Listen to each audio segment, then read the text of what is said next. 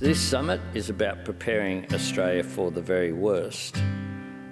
But when I look out at this room, what I see is some of Australia's very best. Bringing this group together presents a real opportunity to develop and strengthen connections. If we are truly to ensure our communities are safer and more secure in the face of this changing climate, we need to continue to evolve and adapt our approach to managing natural disaster risk.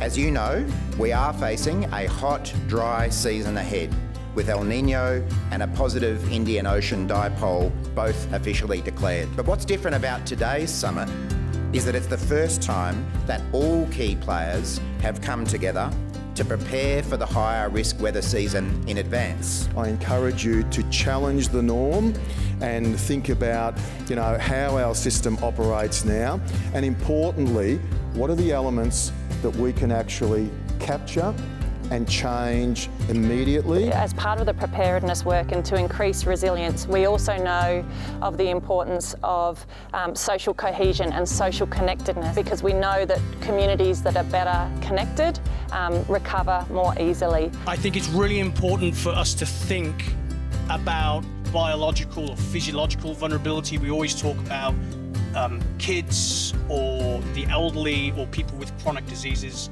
But it's really important for us to understand why that is. It's wonderful to see everyone in the room and have these discussions. It takes time to build relationships with communities and organisations, and this must happen ahead of a disaster. We talked a bit about looking at this now so that we actually know what's stopping us from doing things right now. What do we need to lift quickly in a crisis? We've brought you here today so we're all on the same page, so that we have the same information ahead of the high-risk weather season and so that we can test our systems. And I think this will ensure that we are well prepared for this season. There will be challenges, but certainly our efforts should be directly aimed at ensuring that our communities are safer, stronger and more resilient into the future.